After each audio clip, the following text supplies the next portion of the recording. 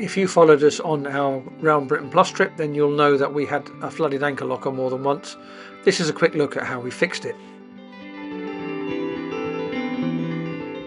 So as you can see, the connections in here are really small, and they're smaller than the hose, obviously, because the hose goes over the outside. They're both double clipped. It's a very short bit of hose, but the nature of the 90-degree bends means that it's very easy for them to become blocked. So the easiest way I've found to do this is to take off the 4 screws that hold this panel on. And you can probably see where I am. I'm lying right up in the forepeak of the boat on my back, which is why I'm filming at a rather weird angle. So I've come all the way to the very front. There's a little panel here. This is on the Jeanneau 349, obviously. And then just up in here, those 2 screws are the easiest to get at. So I've undone those 2.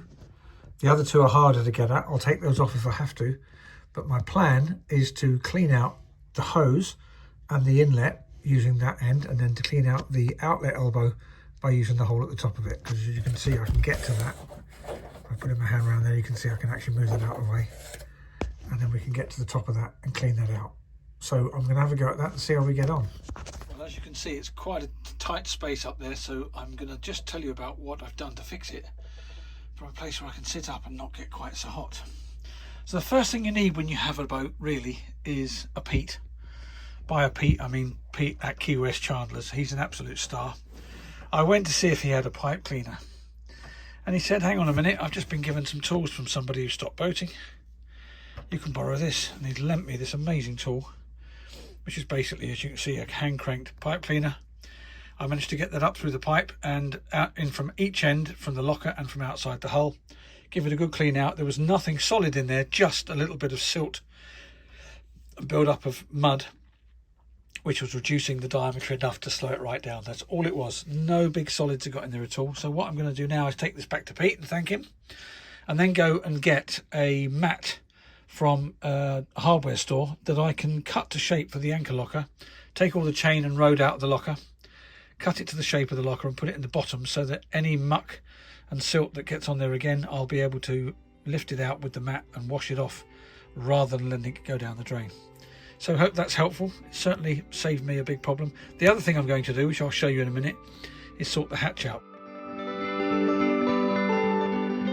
The clue here as to why my anchor locker floods a little bit when I get into seas and there's water breaking over the deck. Just have a look at this gap along the hinge line here. You can see it's actually quite large. There's a lot of water can go in there. And across the front, and again another big gap. And this side's better because it's got the land that the door closes on, but it's still not very well sealed. So what I'm going to do is put some hatch seal tape, which is only about 10 quid's worth of cost.